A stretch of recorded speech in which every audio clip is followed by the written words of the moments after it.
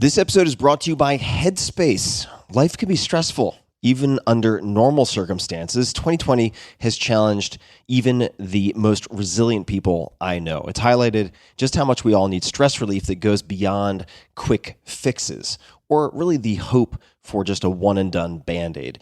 Quick is fine, but we need stuff that is durable, and that's where Headspace comes in. Headspace is your daily dose of mindfulness in the form of guided meditations in an easy-to-use app. Now, you might ask yourself, very reasonably, there are 2,000 plus apps for meditation. Why would I use Headspace? Headspace is one of the only meditation apps advancing the field of mindfulness and meditation through clinically validated research.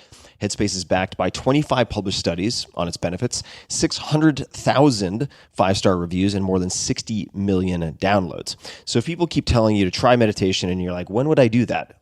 When would I possibly have time?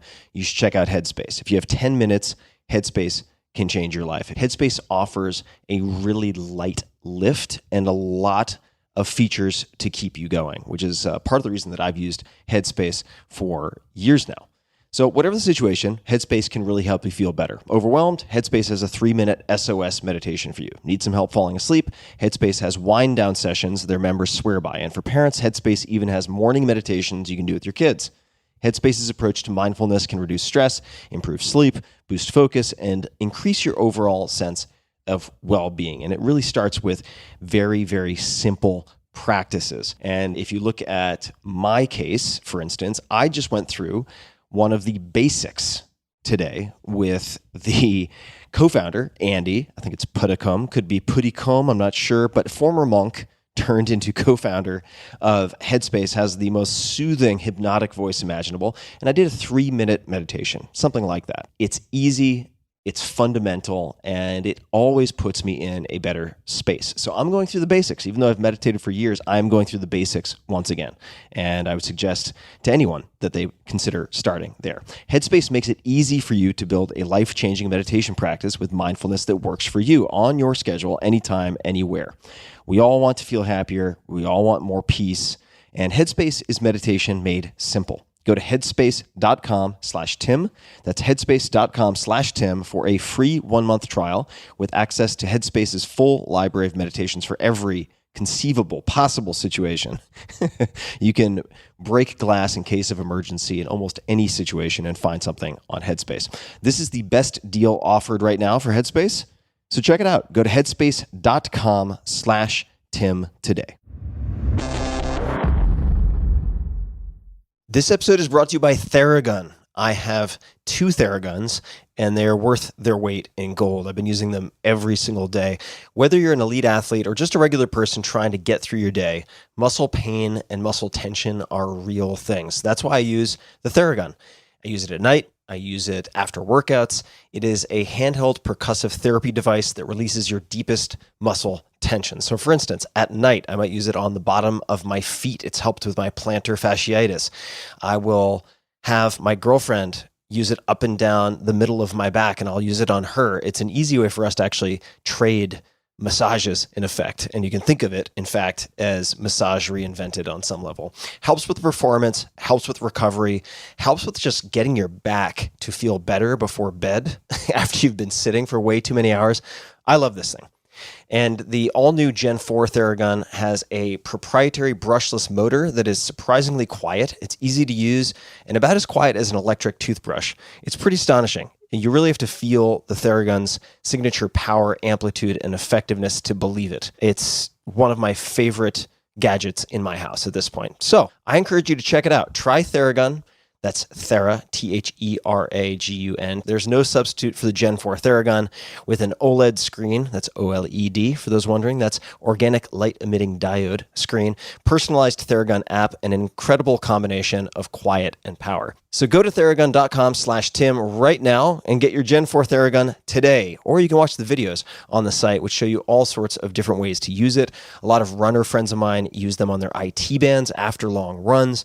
There are a million ways to use it. And the Gen 4 Theraguns start at just $199. I said I have 2. I have the Prime, and I also have the Pro, which is like the super Cadillac version. My girlfriend loves the soft attachments on that. So check it out. Go to Theragun.com/Tim. One more time, Theragun.com/Tim. Optimal minimal. At this altitude, I can run flat out for a half mile before my hands start shaking. Can I answer your personal question? Now would seem an appropriate time. What if I did the opposite? I'm a cybernetic organism, living tissue over metal endoskeleton.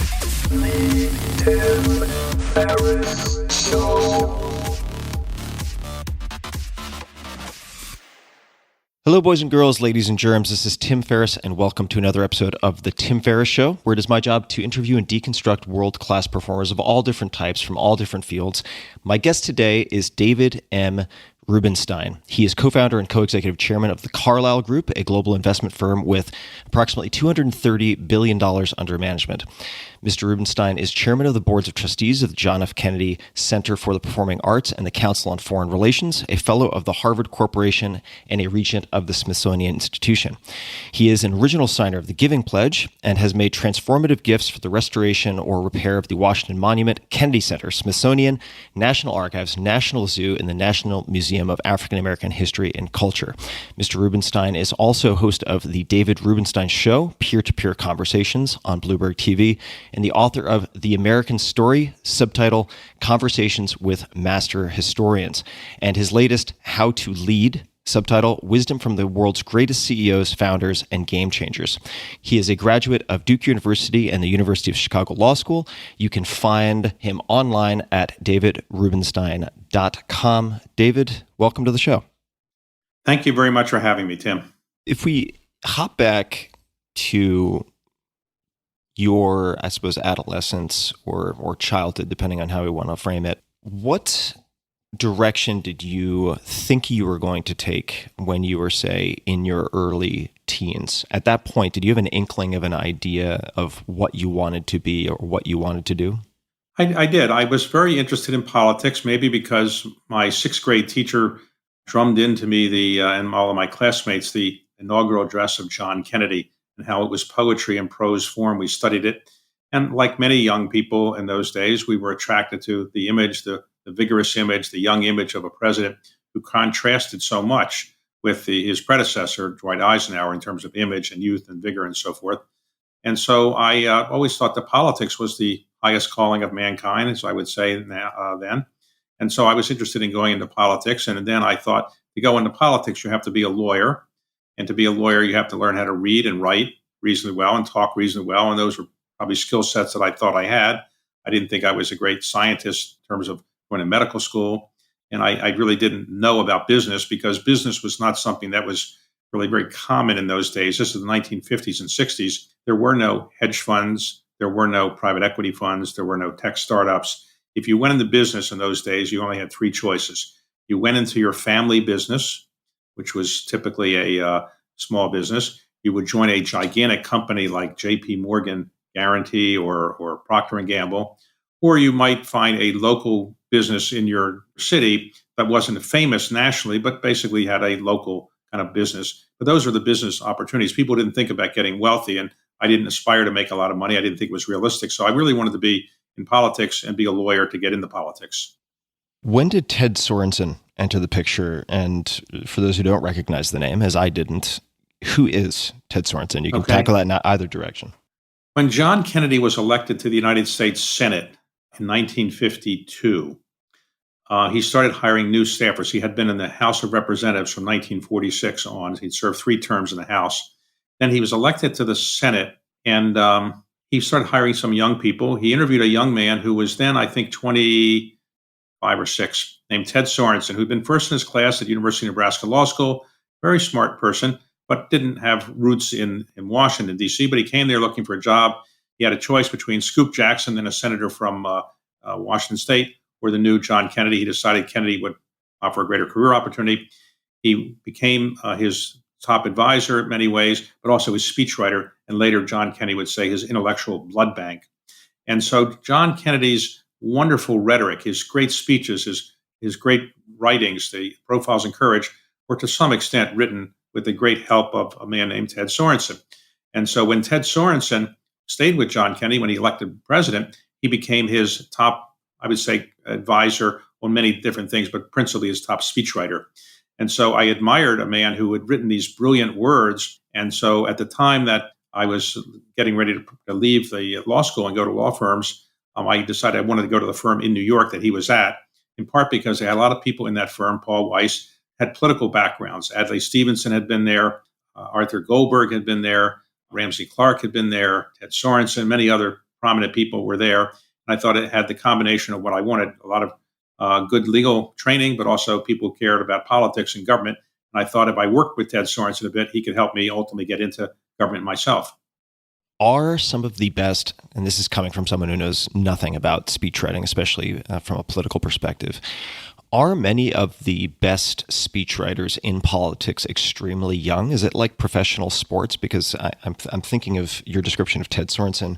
I'm thinking of Jon Favreau, the speechwriter for Obama, not the director. Is that common to find that speechwriters have their power zone in earlier years?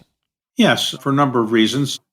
Mathematicians are generally said to peak at their, maybe the age of 30. You don't find a lot of mathematicians doing great things at the age of 60 or so.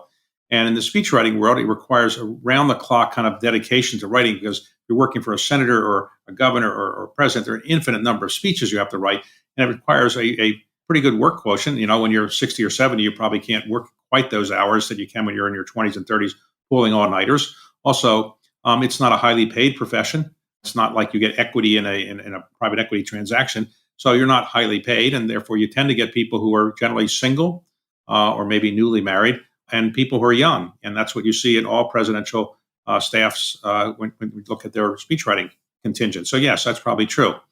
Ted Sorensen became the top speechwriter at 31. And then when John Kennedy died from assassination, I think Ted Sorensen was then probably 34, 35. So you think about it. At the age of 34, 35, his whole career kind of ended in some respects. He then made himself a very good lawyer. He stayed with President Johnson for a while, but he was always known as the great speechwriter in the intellectual blood bank for John Kennedy. Intellectual blood bank. That's a term I'm going to have to find a way to use at some point. Well, Richard Nixon had said, Richard Nixon, who wasn't famous for those great speeches, and maybe John Kennedy deserves some credit for it. He was a reasonably good writer himself, and he aspired to be a writer had he not gone into politics. So I didn't want to make it sound like it's all Sorensen. But Richard Nixon once said to somebody, "If I had had Ted Sorensen as my speechwriter, I could have given those great speeches, and maybe I would have been elected president in 1960." The secret weapon, Weapon X.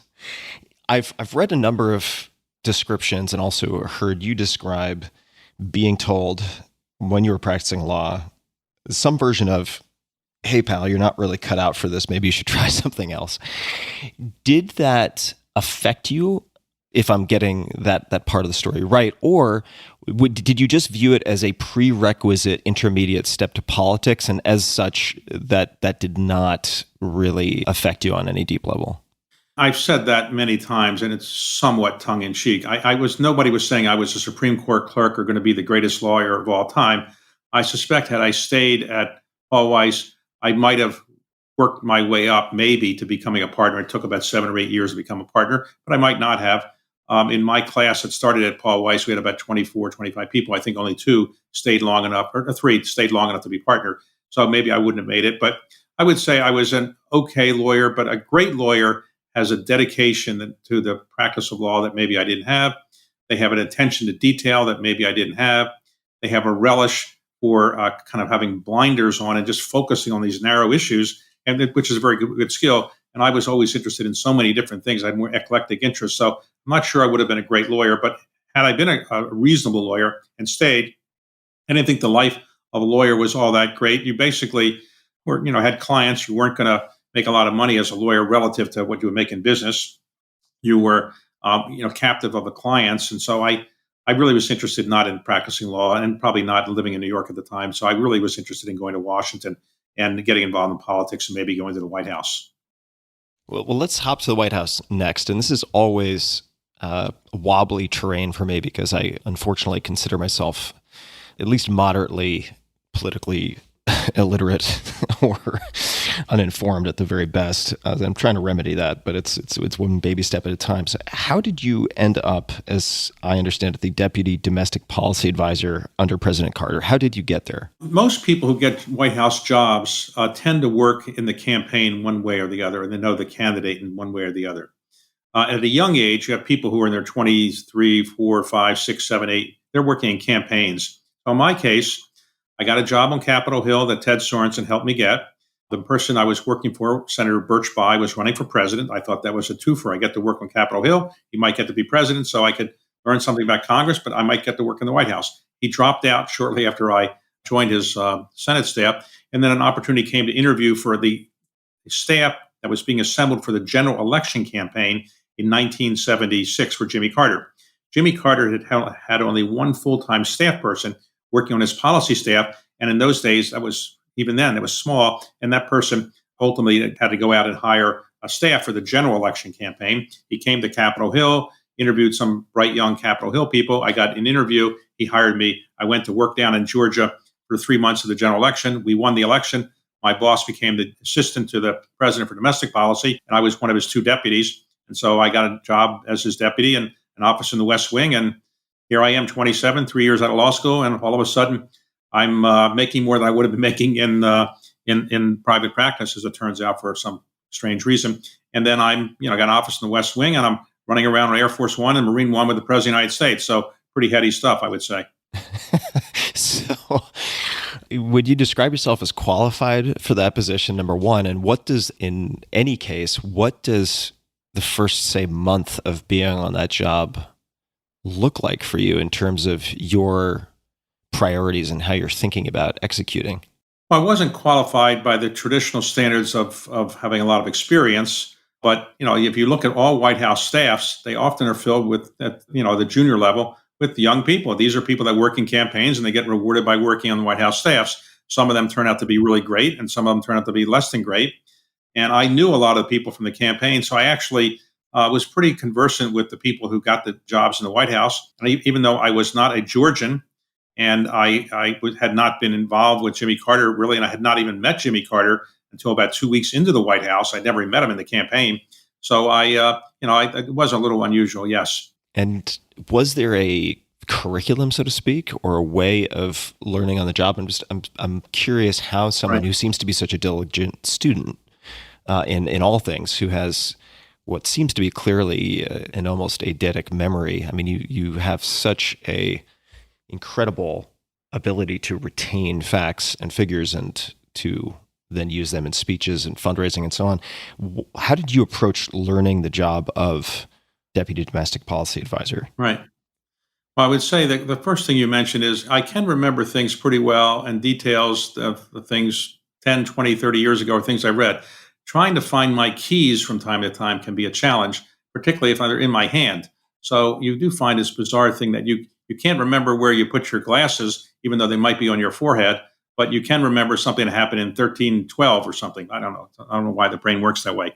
But to answer your quite specific question, what Jimmy Carter wanted to do was to do everything at once. He didn't really want to focus on one or two priorities, and people told him that was a mistake. But he said, look, as many presidents do, if you're so smart, how come I'm president of the United States and you're not?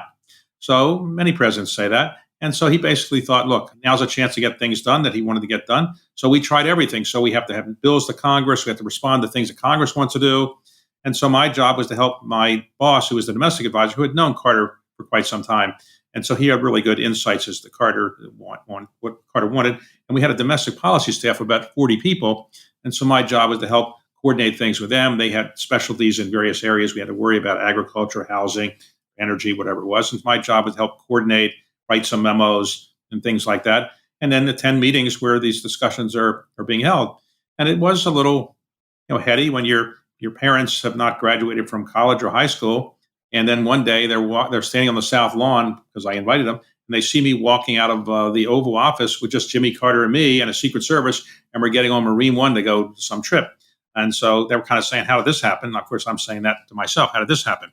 But lots of times in life, people get jobs that they're not really that qualified for, and it wasn't that unusual. There were a lot of people who probably had less qualification than I did, and some had more qualification than I did, and that's just the way all White House staffs tend to work.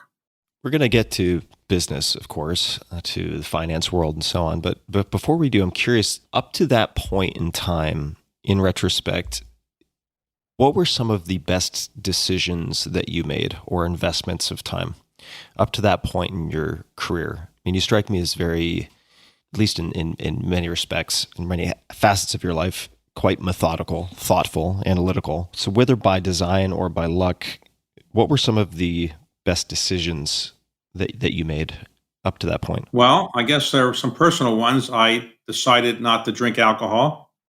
So I've never tasted alcohol. The club that I was in, the Lancers Club, I would say that the judge probably didn't think young men should be drinking alcohol, and I just adopted that rule, and that was probably a good thing. I saved a lot of time and didn't get in any trouble.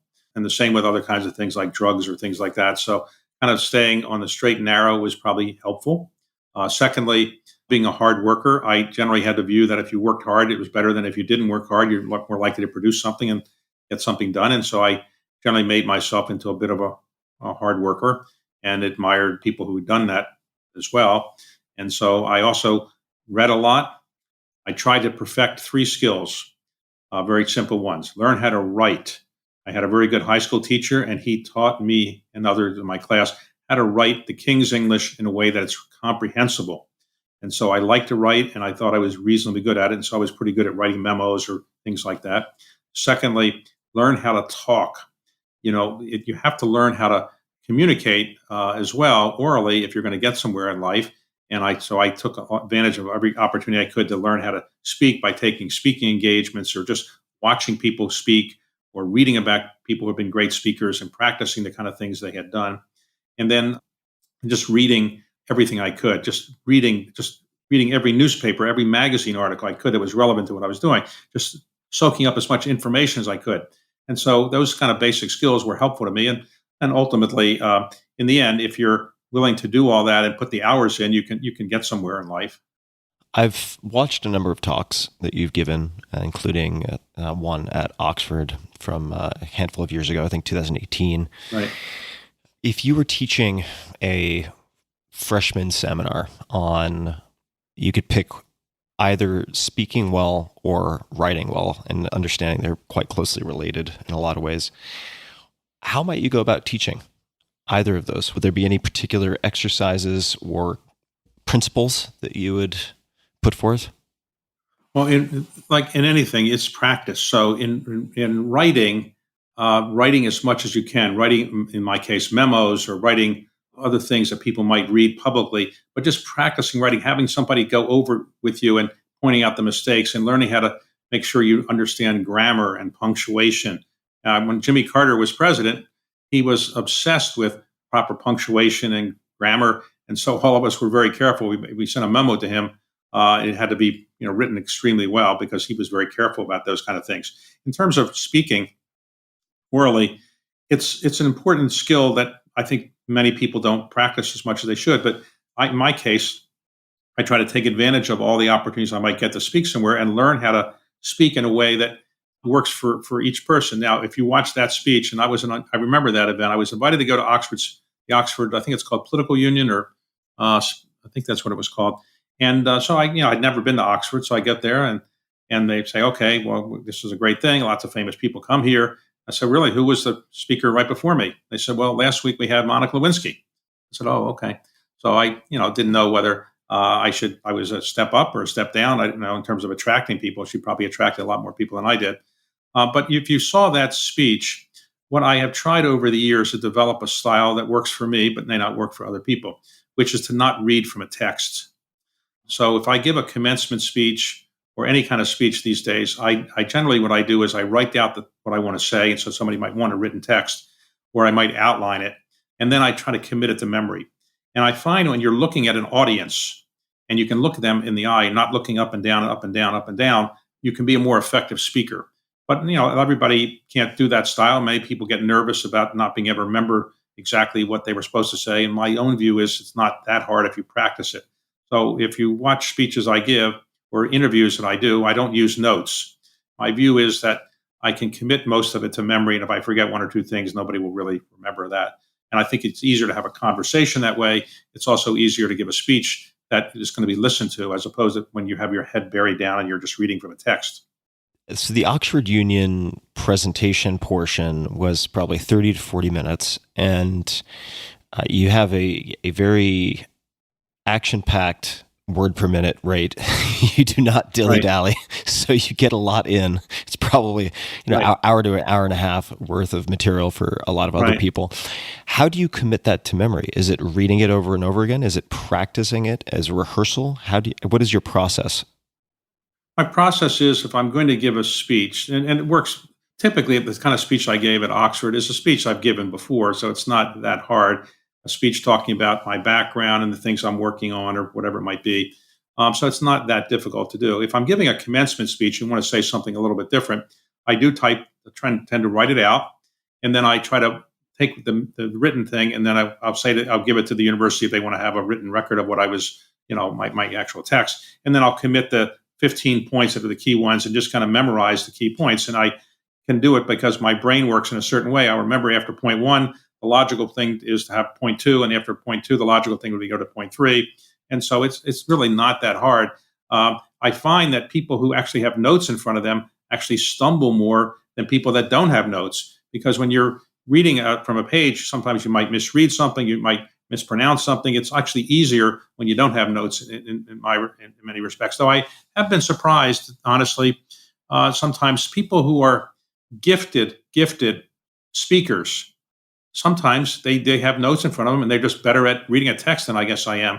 But sometimes I've seen some really famous lawyers and other people who are great political figures. They still feel uncomfortable in giving a speech without a note. They want to have it written down. And I understand that everybody has their own style, but that's my style, is to kind of look at the audience and talk to them, or look to the person you're interviewing and talk to him or her, and not use notes. It's not as hard as it sounds, honestly. Just a quick thanks to one of our sponsors, and we'll be right back to the show. This episode is brought to you by ShipStation. I've been super impressed with these guys. ShipStation is the shipping software with the most 5-star reviews. Now, speaking as a former e-commerce CEO back in a previous incarnation when I was shipping tens of thousands and then hundreds of thousands of products, this is what I wish I had way back in the day. As folks adapt to this changing world, these strange times, we are all going to be buying more stuff online than ever before. And if you're an e-commerce seller, or if you want to be selling more online, you have to ask yourself, are you ready to meet the demands of our new delivery economy? You can be ready with ShipStation, and lots of my friends use them.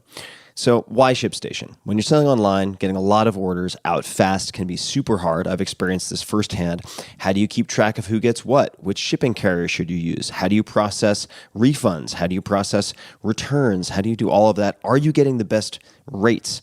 ShipStation helps online sellers of any size get orders out quickly, save money on shipping costs, and keep customers happy. And right now, my dear listeners, you can try ShipStation free for 60 days when you use offer code TIM. TIM.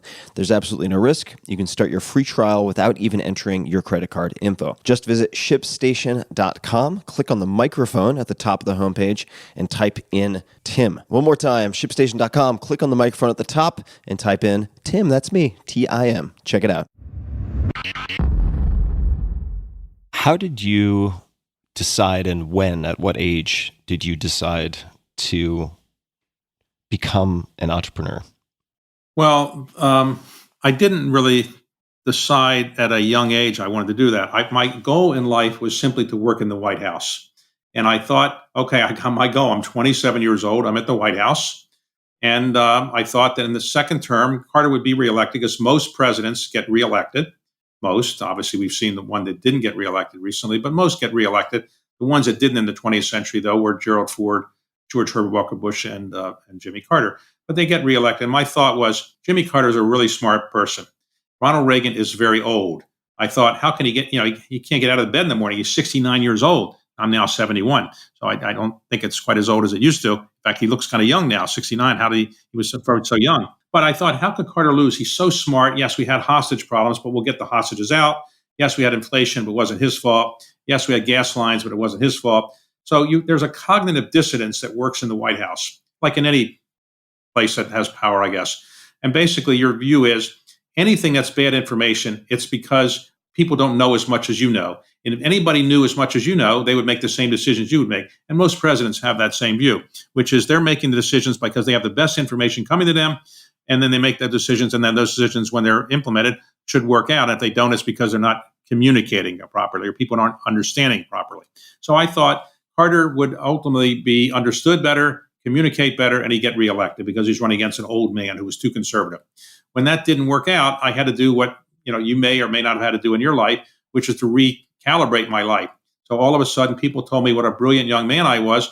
I called them up and said, okay, I'm still brilliant. I'm ready to come work for your law firm. You wanted me to work for you when Carter was president. I didn't want to leave then. Now I'm ready to work.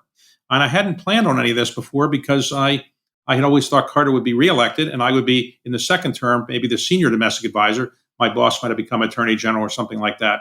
So I would have risen up. And had I done that, I probably would have been had a different life because if I had stayed another 4 years with Carter, I would have been old enough then, 34, 35, to go get a great job practicing law in Washington, probably, because I would have been more well-known. And then I would have settled into the convenient life and the easy life of being a Washington lawyer lobbyist. You have clients and you kind of influence peddle a little bit, and maybe you practice a little bit law, and you make some speeches, and then you go back into another administration, you go back and forth, and eventually someday you become a cabinet officer if you're lucky. And that's probably what I was destined to do. And my parents would have thought that was great, and I would have thought it was great. But what happened was I couldn't get a job practicing law so easily because I really wasn't qualified. I only practiced law for 2 years in New York, and nobody really wanted a Carter White House aide. So all the famous law firms I interviewed with, none of them gave me an offer. And so I really had to struggle for about 6 months to get a law firm to hire me for any position, even a lowly position. Finally, a mid-sized law firm either felt sorry for me or they took a chance. They gave me a job, but at a mid-level position. I wasn't a partner or anything. And so I started doing it, and I realized that I didn't like it. I wasn't that good at it. I didn't have a lot of contacts. I didn't have specialty. And I realized if you don't love what you're doing, you can never be great at it. Nobody ever won a Nobel Prize hating what they do. You have to love it. And so eventually I became a partner in this law firm, but I realized every partner meeting was really just talking about how much money we're making or not making. And I realized it was really a business, that it had been seen as a profession when I was in law school, but it's really a business. And I figured if I'm going to be in business, I might as well be in a business that makes more money. And I kind of switched a bit. I had never cared about money, but once I was out of government and I started to have a family and kids, I started caring about money more. And so I said, if I'm going to be in the money-making business, I might as well be in a more profitable business. And I read about Bill Simon, who had started a buyout firm in New Jersey. It worked very well. And that's when I decided I would try to start my own buyout firm in Washington, D.C. So Bill Simon, I think, and please fact check me if I'm not getting this, but took 1 million, 2 years later, had turned it into 80 million, something like that. So pretty good, correct. Pretty good input output. For those who don't know, what does a buyout firm do? Okay. In the early days when buyouts were done, what they were basically doing is they were taking a business that somebody didn't want, like he bought Gibson greeting cards from RCA, or a family-run business where there's nobody left in the family who really wants to run it. And they were buying it using a lot of leverage. It was then called a leverage buyout. And a lot of leverage meant that you were basically putting in 1 to 5% of the purchase price in equity, money that was at risk, theoretically. And then you're borrowing, 95 to 99% of the purchase price. So if you buy something, let's say, to make it understandable, let's say at 5 times the cash flow. In other words, the 5 times the cash flow, the free cash flow that comes off the company. You buy something for 5 times cash flow, you're levering it up 95 to 5. If you make some fixes in the company and you improve it, in a couple of years, you'll probably be earning a lot more, and then you can sell the company or take it public and make a pretty good profit. And the people that did this in the early days of the buyout boom, let's say in the 1970s and 80s, they were making spectacular rates of return. To put it in context for everybody who would understand it, let's suppose you put your money in a bank account in those days and you got a 3 or 4% rate of return on your bank deposit, something like that. And maybe you put your money in the equity market, an equity fund, you got a 6 or 7% rate of return. Well, in the way these buyouts were working, people were getting 20 and 30 and 40% rates of return. So people, said, oh, that's a pretty good business. I'd like to invest in that business or work in that business. So a buyout is basically an effort to fix a company, make it better. It's different than venture capital where you're creating something brand new, but you're taking an older company and managing it better than people did before. You're incenting the managers, giving them a piece of the equity. And the buyout boom boomed in part because the first people that started venture capital and buyouts, and this was so risky then that venture capital was called adventure capital. It was so risky. Um, they went to their first backers and they said, you know what? This is risky business and we're going to take a lot of risk here and it might not work out, but we want to be rewarded if we really do something. So don't just give us a 1% fee like we're an investment banker or something. We'd like, let's say, 20% of the profits. And the people said, well, okay, 20% of the profits, if they're profits, we get our money back and we get 80% of the profits, you get 20%. They agreed to that. And so that really fueled the whole industry because if you get 20% of the profits on a lot of money and you make 4 or 5, 6 times your money, you can make a fair amount of money as a person doing this kind of business. Were the buyouts at the time effectively all leveraged buyouts, sort of in these kind of barbarians at the gate? Yes. And J.R. Nabisco of that era? Were we talking in almost every case about leveraged buyouts? Yes. Yes. The early days, these were called, well, the first days, they was called bootstrap deals. You were bootstrapping yourself to a company. You were basically bootstrapping yourself because you didn't have any money. You were basically borrowing all the money. They later became called leveraged buyouts. But the word leverage became odious, so they went to management buyouts, implying it was friendly, because some leveraged buyouts were unfriendly. Yeah. Then buyout became unfriendly, or became a word that wasn't so liked, so they went to private equity. And so now private equity probably isn't liked. I haven't found a better name. But yes, in the early days, in the Bill Simon example, I think he put in $1 million, he made $80 million. I think he only had about 1% of the equity in the deal. In other words, they only put in 1%. They borrowed 99%. The banks in those days, for whatever reason, willing to let you do it. The regulators in those days weren't even focused on it because these deals were small. They weren't going to affect the regulatory system that much because there weren't that many buyouts being done. In the RJR deal that you referred to, The Barbarians of the Gate, for those who don't know, that's a famous book written about the RJR takeover done by KKR in 1989. When KKR did that deal, they beat out a couple other buyers, but they did the deal with 5% equity and 95% debt. And nobody at the time really thought that leverage percentage was too high or too low. They thought it was okay. It was consistent with what was normal then. The way they structured the debt, though, had some problems. I won't get into that technical thing, but it was a lot of debt. So it didn't really work out so well because of the way the debt was structured. But had the deal worked out better, if you have 5% of the equity and you control the whole company, that 5% can make a lot of money. And so buyouts, were tended to be really relatively profitable. In part, and they incented people to go into the business. In part because you got 20% of the profits, and 20% of somebody else's money can be very profitable if you do a good deal where it makes 2, 3, 4, 5 times your money. I would love to dig into this a bit because I rarely have conversations about leveraged buyouts or private equity on this show. The listeners of this show who've listened for a long time are probably more familiar with venture capital just because that's a world right. I was involved with for a long time. We've had investors like Mark Andreessen and Reid Hoffman and many others on the podcast, which has a 2 and 20, or in some cases a 3 and 30 structure. Right. So the management fee and then the that's correct. The profit incentive. In the case of assuming debt, some of the examples that you gave, that sort of strikes terror into my heart, not understanding how these deals are really structured, the subtleties of them. What are the threats and or risks, I should say, and how do you mitigate the risks of things going sideways in those deals?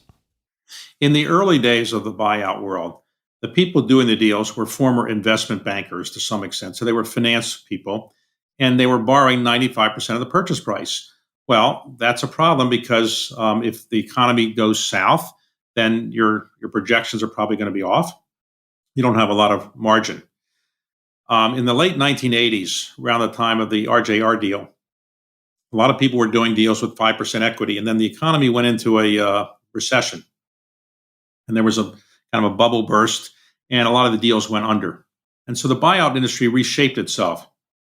And it basically began doing deals where you were putting in 20% of the capital structure and then 30%. Now it could be 40% or so. I mean, sometimes it's even been 50%. And also the debt has been structured differently, so it's a little bit harder to default because they have covenants that are looser, let's say, on the default. But one of the major things that's changed is that today, all the buyout firms have people in those firms who are not so much former investment bankers, but they're people that have worked in operational companies who have real management expertise. So as soon as you buy a company, you say, okay, here's our 100-day plan or 30-day plan. We're going to change the company dramatically by making these management improvements. Now, in the early days of buyouts, these were relatively novel kinds of things. Today, they're well known. In fact, public companies do the same things that private equity people do in many respects because the techniques are pretty well known. And so today, I'd say the risk is much less because the debt often it's harder to default on it. You have so much more equity underneath it. You have people much more expert in how to oversee these companies, watching them. And so it's much less risky. Now, the returns are much less too. The days of 30% and 40% buyout returns are very, very few, because unless you get lucky on a deal, it's unlikely you're going to get 40%, 50% rate of return. Now, that happens from time to time. You will see some deals from time to time, but generally, if people put their money in a fund and a fund does 20 or 30 deals, it'll probably, in this day and age, I would say average in the mid-teen net rate of returns. That's to say 15, 16% annualized, which is pretty good when interest rates are more or less at zero. In the old days, people thought they could get 20% net internal rate of return, or even 25% net internal rates of return. That's harder to do today because there's more competition. When I started Carlyle, there were maybe 250 buyout firms or investment firms of its type around the entire world. Today, they're probably, I'd say 6,000 or 7,000. So Wow. It's more competition. Prices have been driven up. I would also, people often ask me, how did you get 20%? Who came up with that? And why is it called a carried interest? And let me explain. The first 20% really in the modern age was the first hedge fund was done pretty much after World War II. And the first person who built the hedge fund, he asked for 20% of the profits. It's not clear why he asked for 20%, but the investors agreed. The first venture capitalists, again, I said earlier, the adventure capitalists, they kind of asked for 20% as well, and their investors said, okay. Nobody knows exactly why people ask for 20% now versus 25 or 10%, but I analogize it to the days in the week. It kind of seems like 5 days of working works and 2 days of rest, 5 and 2 out of the 7. That seems to be normal around the world as a way to kind of modulate the amount of time you have to work and so forth. Well, 80-20 seemed like, for most investors, a fair way to split profits. We get 80% of our profits back, we get our capital back, and we'll give you guys who work very hard 20%. In the old days, in the Middle Ages, the Venetian ship owners used to send empty ships to Asia to bring back spices. And the people that worked on the ships would get a piece of the profits. They would have a carried interest. They have an interest in what they carried back from Asia. So if you carry back a lot of spices from Asia, you have an interest in it. It's called your carried interest. And it was 20%. So maybe it came from there. Who knows? But in any event, that's where the phrase probably came from. And 20% seems relatively normal. But as you pointed out, in the venture world, the best venture people today are probably getting 30% returns, 30% carried interest. And sometimes now people in the buyout world, in order to attract more capital or do things differently, they might take a slightly lower than 20% return, 20% carried interest, slightly lower. The carried interest on spices. That is a fantastic story. Yes, I hope where that's it came from. I hope that's the etymology. If we look at a lot of the current day norms, or we could just look at recent norms, those could be different instruments like convertible debt in early stage venture capital deals, just because I'm more familiar with that world, different types of standardized documents that are used by places like Y Combinator and so on. These were all innovations at some point that really rocked the boat or changed things, even though they're viewed as quite normal now. What were some of the, not just what were they, but how did you and possibly your partners arrive at some of the innovations that drove the success of the Carlyle Group? Well, as John Kennedy said, victory has 1,000 fathers and defeat is an orphan. So I'll tell you some of the things we think we did that were successful, but a lot of people now take credit for it. At the time, we thought we were novel. Let me give you an example. In the private equity world, when the KKR deal for RJR was done in 1989, I think KKR had about 7 investment professionals. They were a very small firm, but the firms were very small then. And one of the reasons the firms were small is that you were only allowed in those days to have one fund. So if you raised a buyout firm and you were KKR or some equivalent firm, you had to spend 100% of your time managing that fund, which makes sense if people gave you money. I came up with an idea which I thought was novel at the time. Now maybe other people said they did the same thing. I don't know, but it seemed to me that after we raised our small buyout fund at Carlyle, and I said to my partners, "You are the investment professionals. You know how to invest the money. I'm really not an MBA. Well, my skill set is I know how to go out and raise the money, and I'm pretty good at recruiting people. So here's what I have in mind. Let's build a Fidelity or a T. Rowe Price of private equity, which is to say, not have one buyout fund, but have a buyout fund, a venture fund, a growth fund, a real estate fund, and basically take our brand name, and as Fidelity had done, and as T. Rowe Price had done, and Vanguard, have many different funds, and therefore institutionalize our brand name, institutionalize our business by centralizing fundraising, accounting, tax, and everything in one place. Let's say our headquarters in Washington. And then we have multiple funds. And the theory is, if you liked us in buyouts, give us a chance in venture capital. If you like us in buyouts and venture capital, give us a chance in something else. And that more or less worked, and we built that an institutional business. And the second idea was to globalize it. When KKR did its RJR deal, everybody did deals in their own country. To the extent that deals were done in Asia, they were all minority stake transactions, but they were buyouts in Europe. They were basically done by Europeans. Americans did American deals, and Latin Americans did Latin deals to the extent they were doing them. I said, why don't we go and recruit a European team, an Asian team, a Japanese team, Middle East team, African team, Latin American team, and then have our own people that we control. They work for the firm, but we're doing global. So we basically built an institutional firm and a global firm, and that was the novelty of it. And I became known as a well-known fundraiser because as we're raising all these funds, I had to be the person running around the world trying to get the money. So I would travel an enormous amount of time to raise the money for these funds. Did you start with that end in mind in some sense? You've been described as a virtuoso of private fundraising. Were you thinking about, in your mind's eye, how to differentiate Carlyle in fundraising and then building the product around that, in a sense, with the multi-geography approach, multi-product, like you said, sort of Fidelity type approach? Right. Did that come from your strength as a fundraiser and thinking about how you would be most effectively able to pitch this? Well, to some extent. I mean, I don't want to pat myself on the back, but I realized that once I raised the fund, and I was on the investment committee, so I still am, but I'm not day-to-day doing the deals. So I would say, well, I have time. I could go out and raise another fund. I could recruit people for a fund, and then I could run a fund, and let me go raise money around them, and then my partners could oversee the investments. So I did think that was something that I could do, and it worked out. And so I built a large in-house fundraising team. Historically, when you were raising a fund, firms would use third-party people to raise the funds for them because nobody really wanted to be a fundraiser. The people who were doing deals, that was the high part of the food chain, doing a deal. You're a private equity investor. At the low point of the food chain was being the fundraiser because nobody really wanted to go out and ask for money. It's unpleasant, people thought, and just not seemly. But I didn't have anything else better that I could add to the firm. So I said, all right, I'll go out and recruit the people, and then I'll raise the money. And I was willing to do that. One other innovation that we came up with, for which we got criticized, but it maybe helped us as well, and others have now used it. Because we're in Washington, D.C., we had a lot of former government people who were leaving the government, and sometimes they didn't really want to go practice law, or they weren't lawyers. So we recruited Frank Carlucci, who was leaving the Reagan administration as Secretary of Defense. And 4 years later, we recruited Jim Baker, former Secretary of State.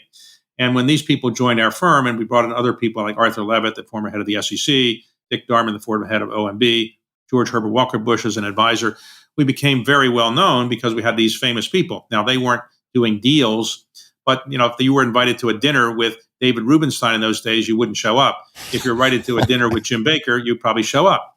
So it was really not an original idea of inviting people to a dinner or an event where there's a draw. That's obviously something that a lot of people have used for many times. We did that, and then eventually it kind of backfired on us a bit because we had so many ex-government people. People thought we were lobbying the government or doing inappropriate things. We weren't doing that. But it backfired a bit because when George W. Bush became president and and the war in Iraq went south, we were, for whatever reason, blamed for it.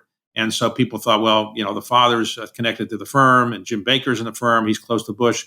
So we basically had to change our image a bit. And I recruited Lou Gerstner, then retiring at the age of 60, which seems very young today, to retire. He retired from IBM at 60, and I recruited him to be the chairman of Carlyle. And then the government people kind of retired.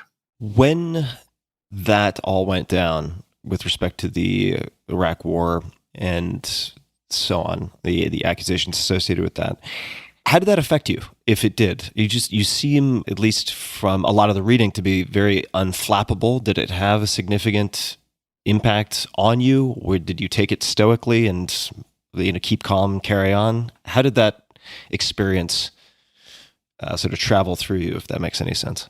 Well, it wasn't. It was not a highlight of my life because one day you're doing private equity deals and you think you're doing a reasonably good job at it for your investors, and all of a sudden people are attacking you as being the people behind the Iraq War, which we have nothing to do with. So it wasn't a pleasant experience, and our image, I think, was hurt. So we looked at what we had to do, and what we had to do was kind of decouple ourselves from the people who were not responsible for it either, but just having an association with political people probably engendered more criticism than it was probably worth. And so all of those people volunteered to kind of retire from the firm, and then we brought in Lou Gerstner, as I mentioned, and we try to depoliticize our image. And so, I would say it was a painful experience, but, lots of things in life are painful. You live through them, you do the best you can.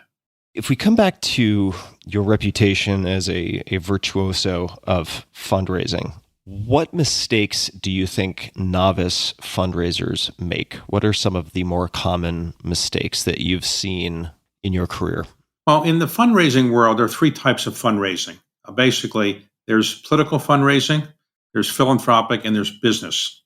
In many ways, business is the easier of them because you're offering people a rate of return, and therefore they're theoretically going to get their money back and plus get more money. Philanthropic is more challenging because you're asking people to do something for the good of the country or the good of the organization, and it's more ephemeral as to what the benefit is. In political, the amounts are relatively smaller, so probably not as challenging. But in the mistakes that I see people make are, number one, they say, "I'm sorry to ask you for money." Well, if you're sorry, don't do it. If you want people to give you money, you should tell them why they should give it to you. You should know what you're talking about. You should have as much information at your fingertips. You shouldn't have to keep saying, "I'll get back to you, I'll get back to you." You should know the information yourself or have somebody with you who can do it. You should always be polite and appropriately so, not arrogant. You should give people a chance to think about it. You should give people a follow-up note or card after the meeting is over. And then appropriate time, follow up and see what's done. And then keep them informed all the time about how the investment they might have made is doing. You shouldn't raise money from people and then not talk to them again until you're ready to raise another fund. Obviously, even if you treat people not as well as you should, if the returns are spectacular, people will probably reinvest with you. But returns are probably going to be in the median and therefore not so spectacular that people will give you money no matter what you do. So treating people appropriately is good, but knowing what you're doing. In the old days, it used to be important to show up. It was the kind of thing where if you really care for me and you want my money, show up and show you care. Now, in the era of Zoom, you can't show up. And so it turns out it's a lot easier to raise money today if you have an established fund because you have a track record, people already know you. It's a lot harder to raise money if you're doing it for a first time because people really can't meet with you. And if they can't meet with you, they'd probably have a better excuse not to invest with you. But in the end, it's not anything more challenging than doing the kind of things you would want people to do, which is give you information, be transparent, be honest, give bad news up front. Interestingly, if you go to Harvard Business School, Stanford Business School, or any other good business school, Wharton, the University of Chicago, are all very good places. And you say, you know what, I want to be a fundraiser. I don't want to be a manager. I don't want to be an investor. I don't want to be anything. I want to be a fundraiser. I don't think you'll probably find a lot of fundraising courses, or maybe none, because people don't view it as a skill set that's worth intellectual time. But I do think that people who actually know something about fundraising, I'm not looking for a job, but people who know something about fundraising should probably, teach what it takes to ask for money. For example, you've been in the business world, and you would know that your experience is like mine. If I go to an audience, any audience, and I say, how many people in the last month have been asked for money for a philanthropic, political, or business thing, half the people will probably raise their hand. And I say, how many people have asked other people? Not been asked, but asked. The other half will raise their hands. So in other words, everybody is asking people for money or being asked. It's a very common thing in society, but it isn't treated as an intellectual kind of a difficult thing. And therefore, you don't tend to get courses in it. There are very few books written about, private equity fundraising or things like that. But anyway. So in the sort of embryonic stages of the Carlyle Group, two questions. The first is, did you have a placeholder name before it was called the Carlyle Group? And second, what did that initial fundraise look like? How much were you trying to raise? You now have approximately 230 billion under management. What were you trying to raise then?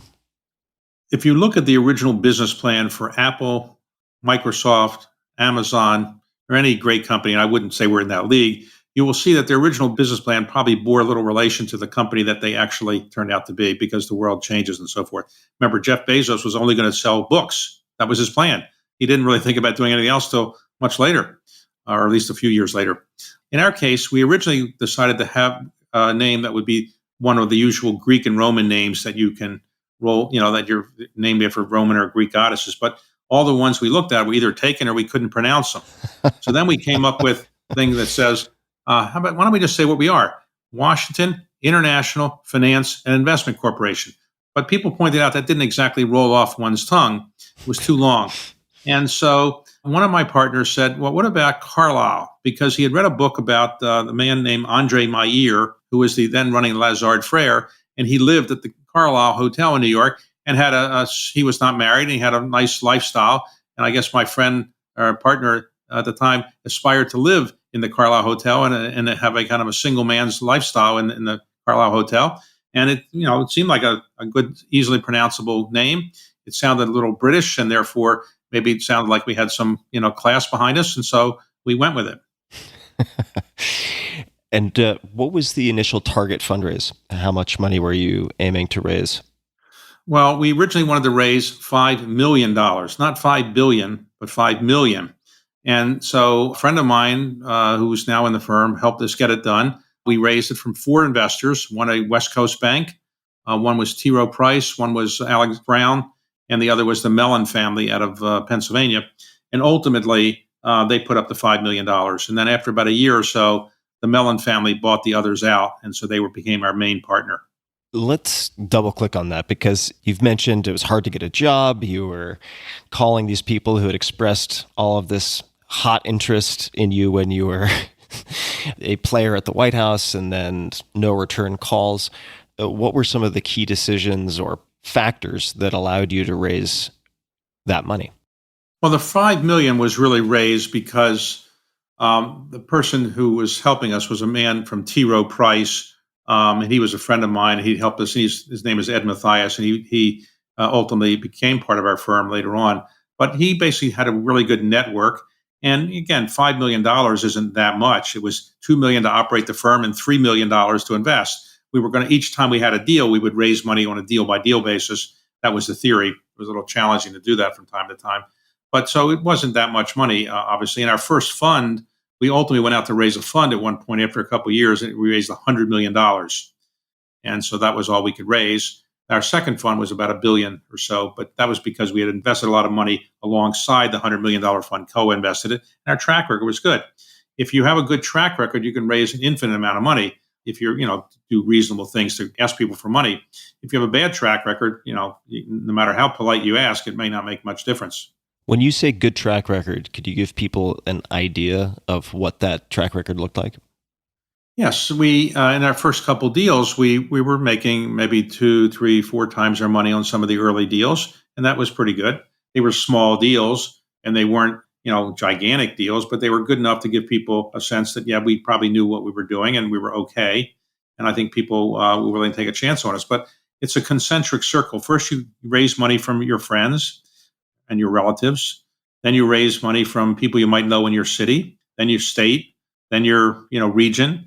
Then the country, then other countries. And so you just kind of work your way around the world. Eventually, I learned that no matter where you go in the world, there are always people that basically have been educated in investments and in business, and they talk the same language: EBITDA, cash flow multiples, PE ratios, carried interest. They all had a sense of what you're talking about. In the end, generally you find when you peel the onion, you find it's somebody in any organization, really the person that knows something about what you're talking about, and they will be the one that probably makes the decision.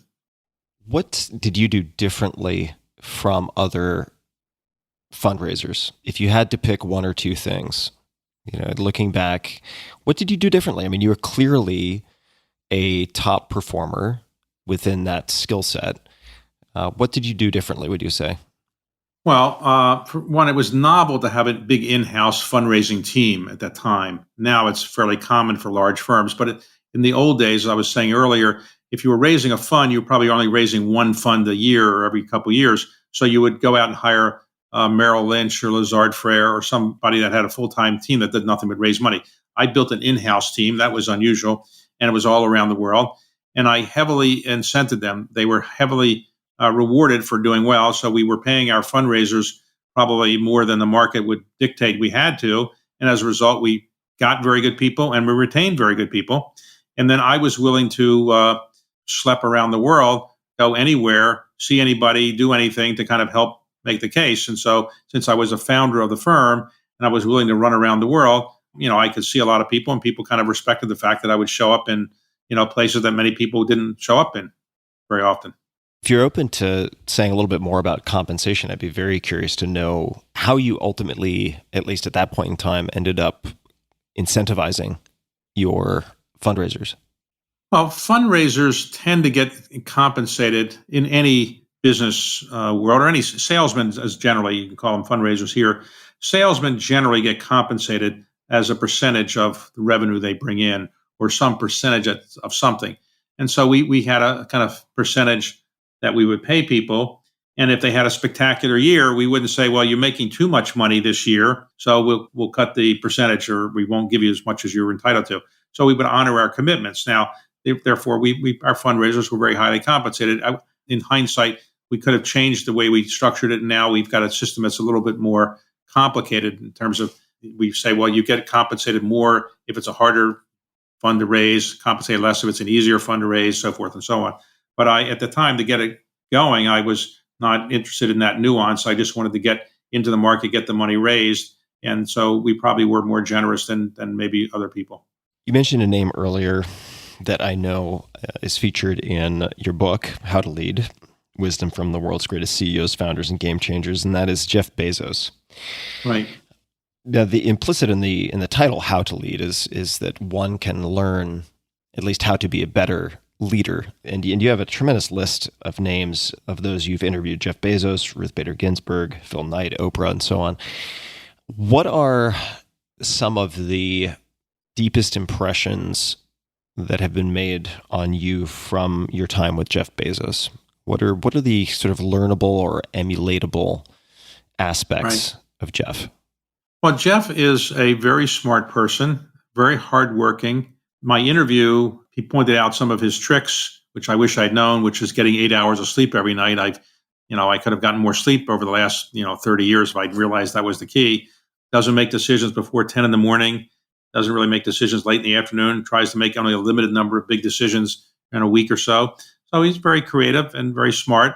I first met him after our company helped him get in the business, because when he was selling books over the internet, that was his plan. He had to get a bibliography of books in print. And one of our companies had such a bibliography, and we rented it to him. Later, I realized that probably we should have taken his original deal, which was I think it was 20 or 30% of the stock of his new company, Amazon, in return for renting the bibliography. But we said, no, we wanted cash. So that was probably a mistake. But I went out to see him first time and said, I'd rather have that 20% or 30%. He said, well, David, that was 2 years ago. I don't need you so much anymore. But you were very helpful, and he did give us some stock. And that stock was probably maybe 1% of the company, which today is worth $20 billion or something like that. So I probably should have held on to the stock, but we sold it pretty quickly. Any other tricks or mental frameworks, anything that really stand out for you from Jeff? From Jeff? Well, Jeff is a person that has, like a lot of very successful business people, a lot of self-confidence. He's got a pretty good sense of humor. If you read the interview, you can see that he can laugh at himself, and he has pretty good insights as to what works and doesn't work. As he said, intuition is what he really relies on, his gut. If he relied on consultants, he probably never would have started the company. So I would say Jeff is an easy guy to get along with in many respects. And if you think about it, he's now the richest man in the world. And I'd say up until maybe a couple of days ago, the second richest was Bill Gates. If you think about it, when you're the richest person in the world, it can tend to be isolating. Many people who've been the richest people in the world have tended to isolate themselves. J. Paul Getty was relatively reclusive. Howard Hughes was extremely reclusive. Daniel Ludwig, who maybe was the first billionaire in the United States, was relatively reclusive. Now you have these multi-billionaires, these centibillionaires, and they are accessible. I mean, they're not walking around the street like everybody else, but they go to meetings and you can get meetings with them. You can do interviews of them. Then, it's a much different phenomenon than you saw years ago. I think Jeff is a person that's built an incredible company. When you think about it, the company didn't start, I think, till 1994. And now the company has got 1 million employees and market cap of about $2 trillion. It's just staggering what he's built in a relatively short period of time. Yeah, the annual letters also are just fantastic. There are, for people listening, PDFs of the collected annual letters to shareholders, and they make for a really, really good read. Just a little Easter egg for people if they haven't run into it. If you go to relentless.com, that will redirect to amazon.com. That was an initial pet URL from Jeff Bezos. Ruth Bader Ginsburg, what struck you or stayed with you most from your time with her? Her passing had her life certainly had a tremendous impact on countless millions, and her death had a huge impact on a lot of people close to me also. What were things that stood out about her to you? Well, she was very diminutive. I've interviewed her a few times. One time was in the book, for the book. I did that at the 92nd Street Y in New York. Very small. If she weighed 100 pounds, I'd be surprised. 90 pounds of that was probably her brain. Brilliant person, first in her class at Harvard Law School, first in her class at Columbia Law School at a time when women were barely admitted to law schools, and she couldn't get a job.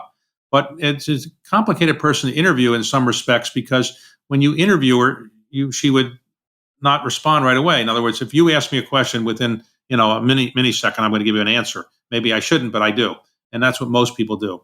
She would sit there for like 20 seconds and you say, uh-oh, is she having a senior moment? Is there a health problem? She can't hear that well. Did I say something wrong? But no, apparently she did that her whole life. She actually had this incredible habit of thinking before she talked. Imagine that, thinking before you talk. And so she would think very carefully what she want to say, and then she would say it.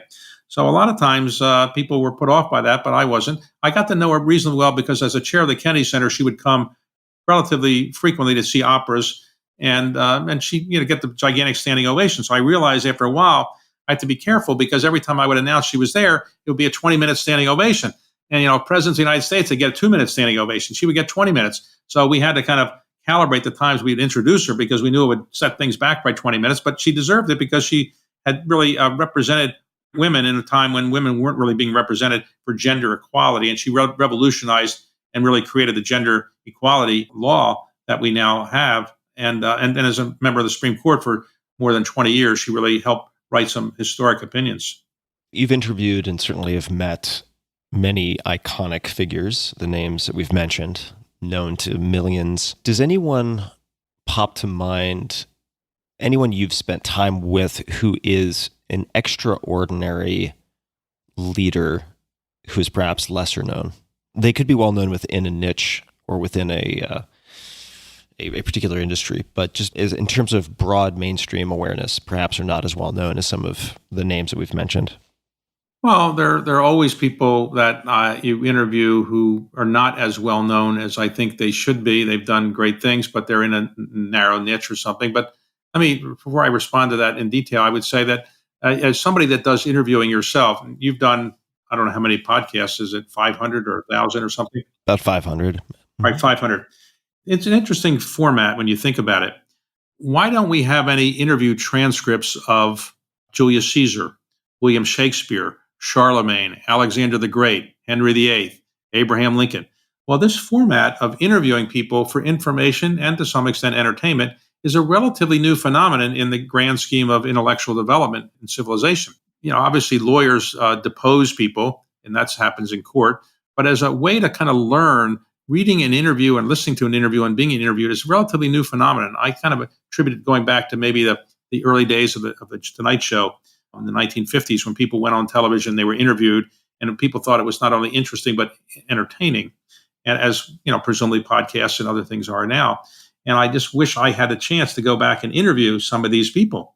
Think about it. If we had an interview of George Washington, interview of Abraham Lincoln, interview of Henry VIII, we could say to Henry VIII, why didn't you just get a prenup and not chop off the heads of all these wives you had, or Alexander the Great? Couldn't you have attached a little more modest name to yourself rather than the Great? I mean, just it's been fun to interview people like that. In terms of your specific question, I interview a lot of historians for programs that I have, history programs, and they have incredible stories to tell.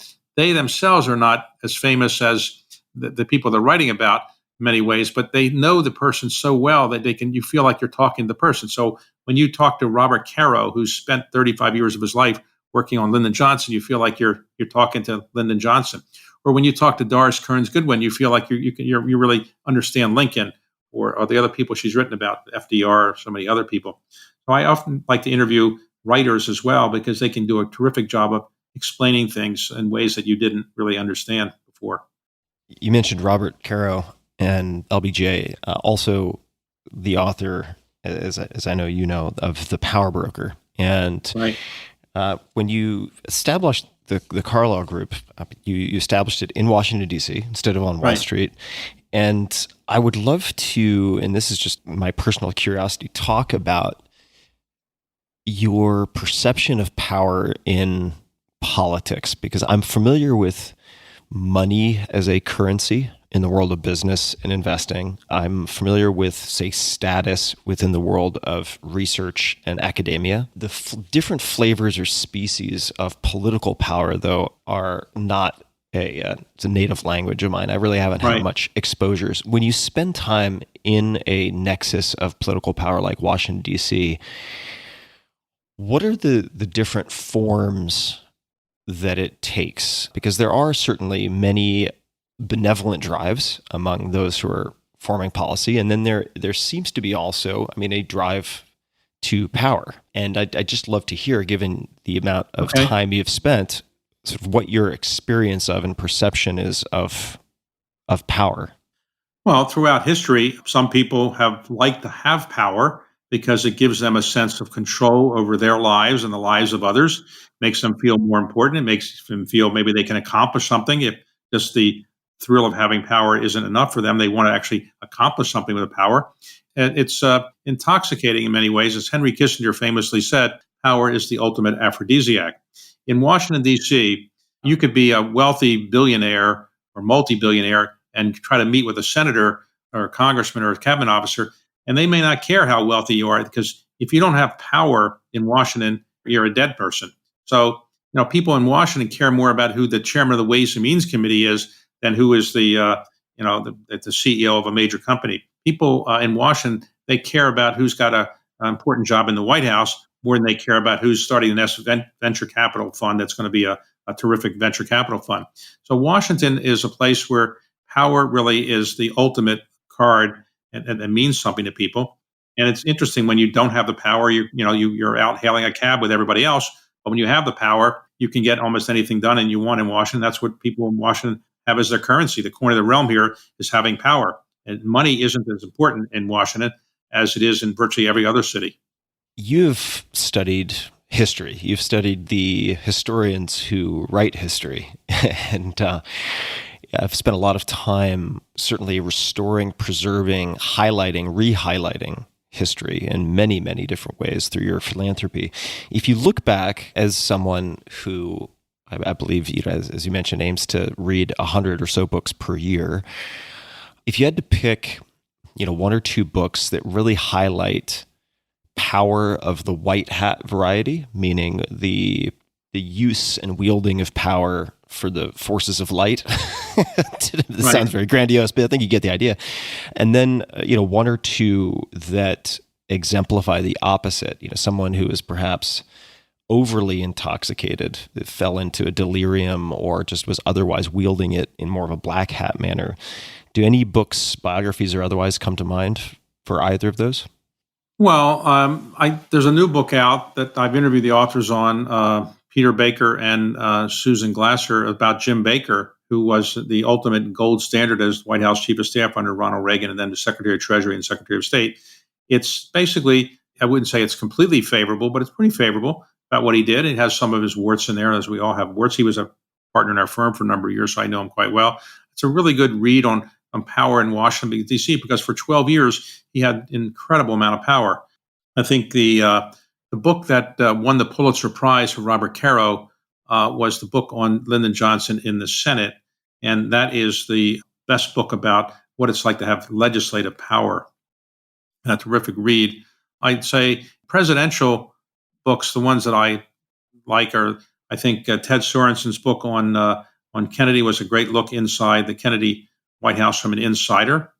A terrific book. Arthur Schlesinger wrote a really good book as well about the Kennedy administration, though those books were written before we have a lot of information that we now have. They didn't really have then.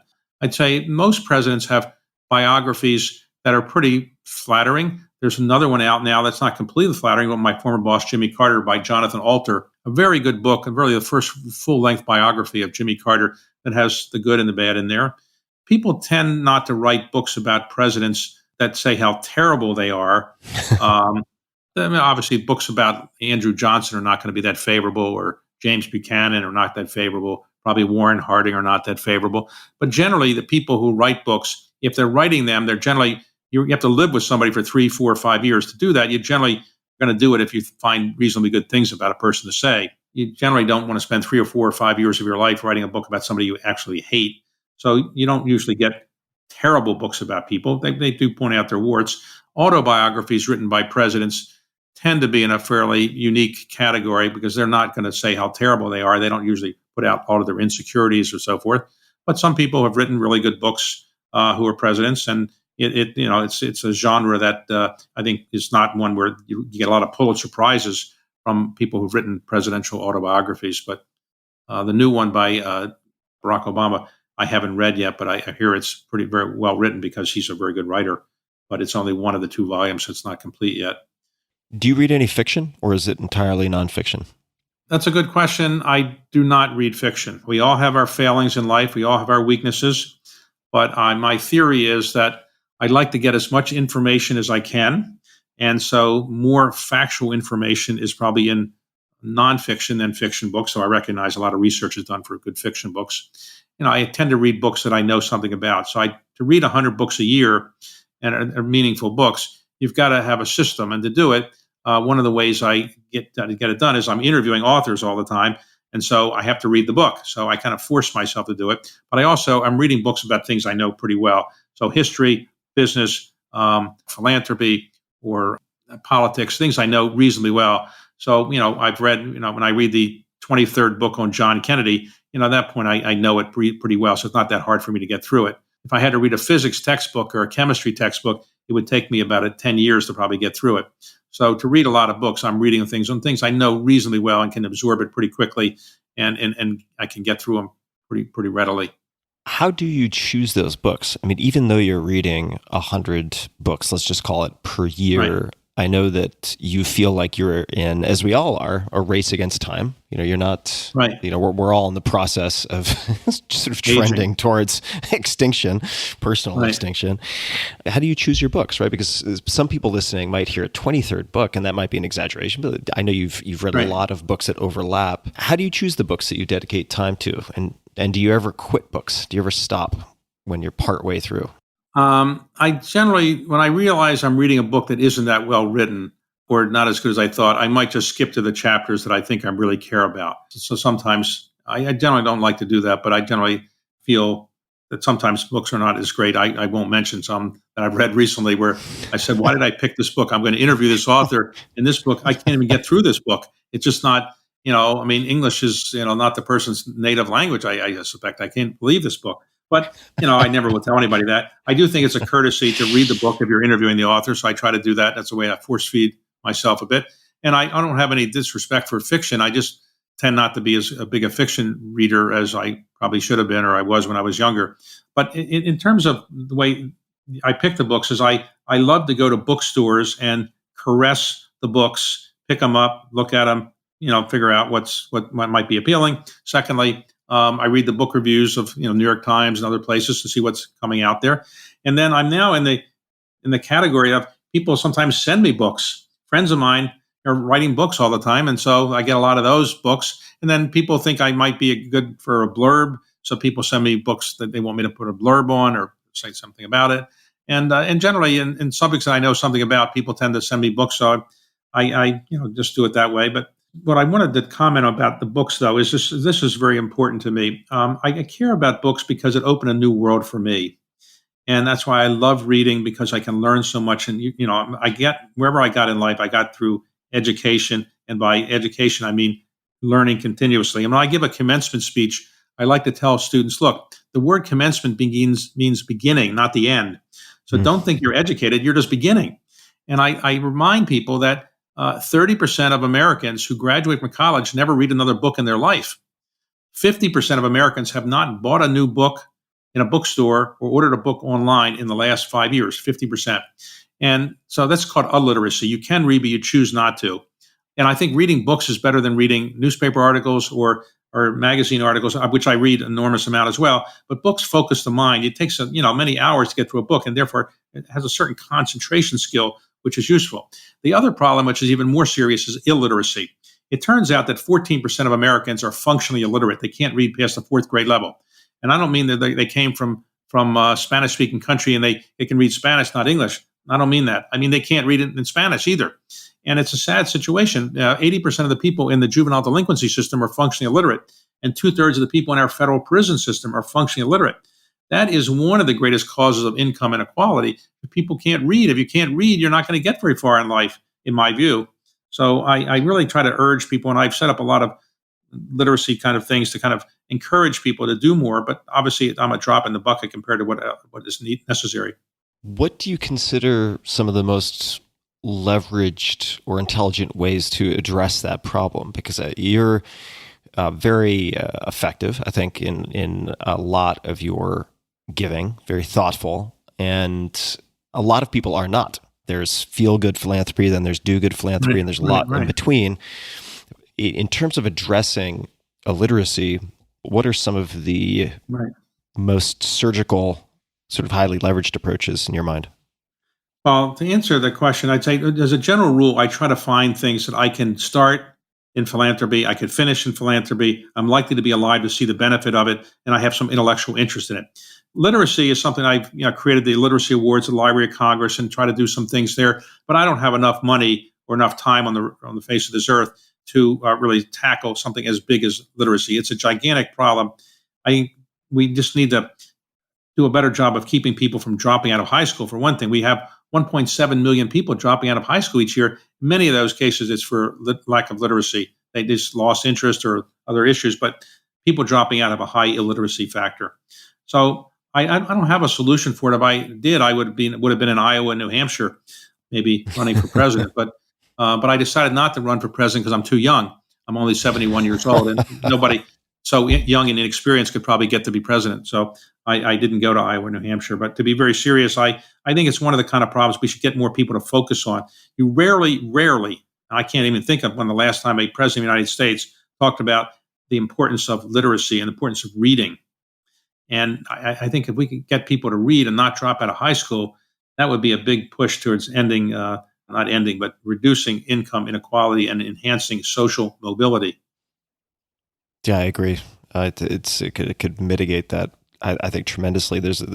If you have the time, there's an outstanding organization, very innovative, called QuestBridge, based in the Bay Area, that does some excellent work with addressing some of the missing pieces in terms of matching and sourcing talent to scholarships, and that helps to kind of span that missing piece between high school and college. I'd like to ask you about kids. I have kids on my mind. I don't yet have any, but I'm planning on parenthood in the not too distant future. And I've heard you speak to the benefits, the advantages of growing up working class.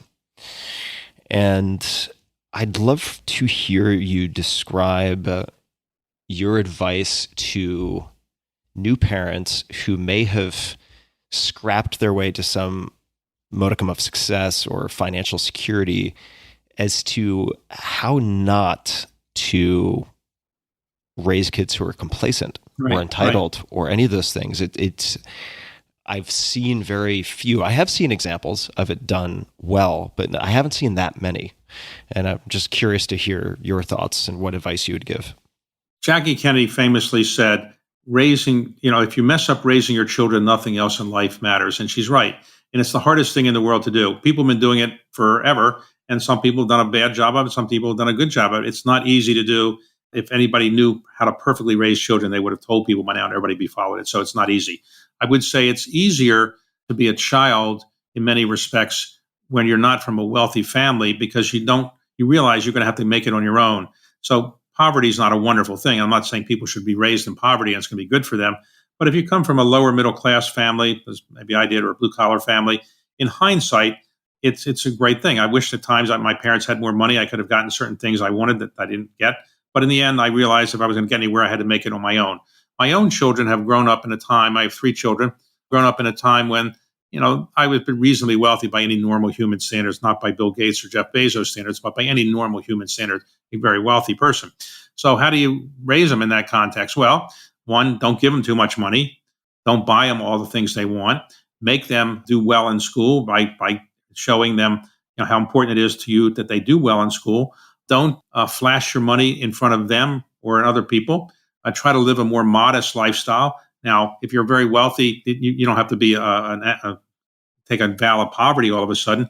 But I do think it's not good to kind of make your children think that they're going to have money their whole life if they don't work. So I have made an enormous number of speeches saying I'm giving away all my money. I hope my children are listening to these speeches. I try to give them a good education. They've all gone to really good schools. They all have MBAs, which you could say is either good or bad. Maybe they're not struggling artists, they're not poets, or not painters or something. Maybe that's good or bad. But all of them seem to be pretty interested in investing and capitalism and but doing socially good things. So they have money that I have given them to give away, not staggering sums, but enough that they can taste the pleasure of philanthropy, and which is important to me. But I want them to be able to do it in a way where they really understand the value of it. It's their decision, and they have to make the decision about how to follow through and so forth.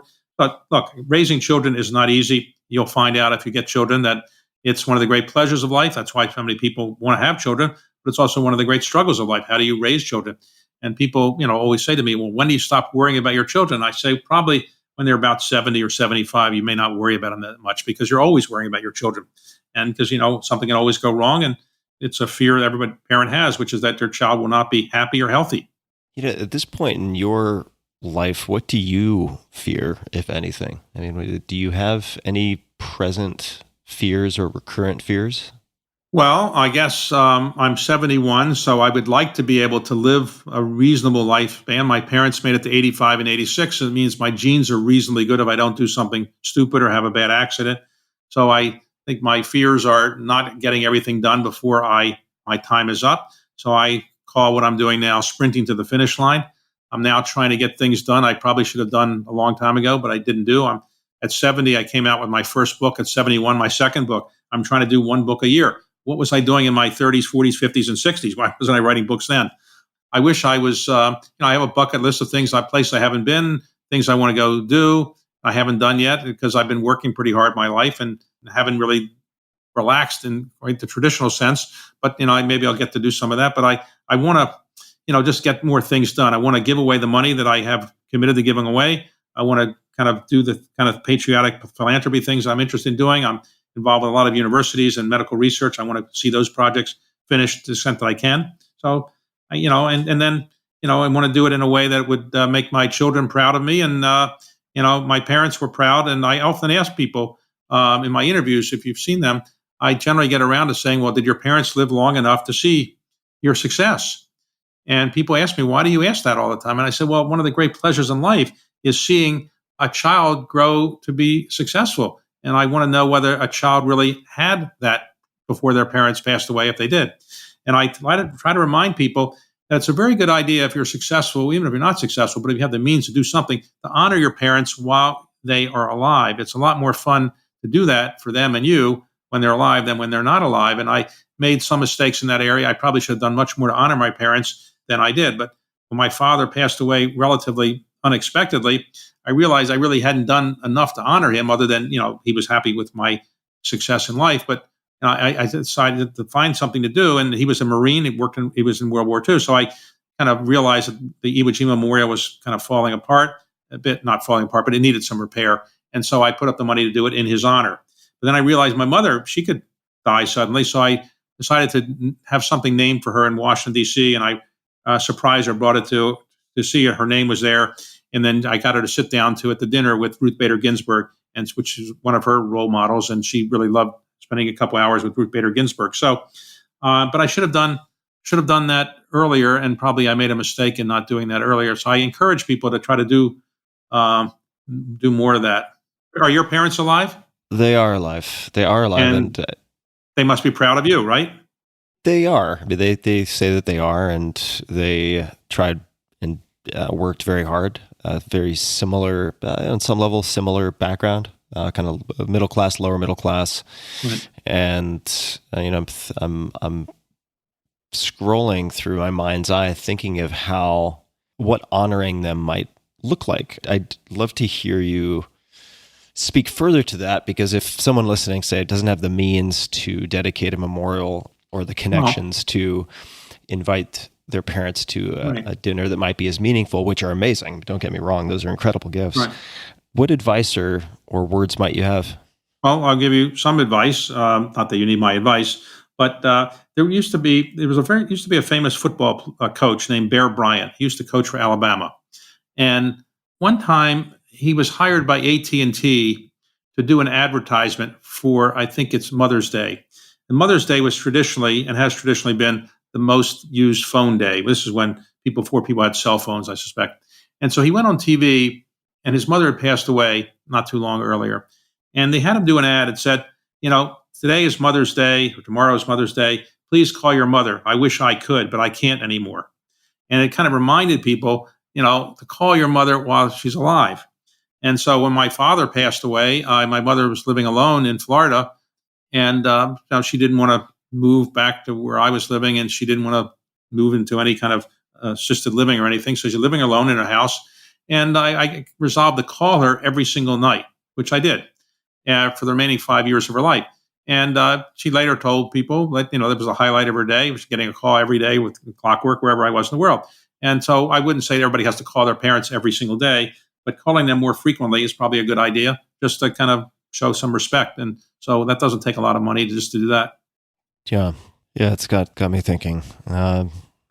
Filial piety doesn't maybe come as instinctively in the West, at least in the United States, as it does in some other places. When you talk about sprinting to the finish line and doing these various things on your bucket list, I mean, you're a hard-charging worker, and you're very, very diligent in how you've applied yourself.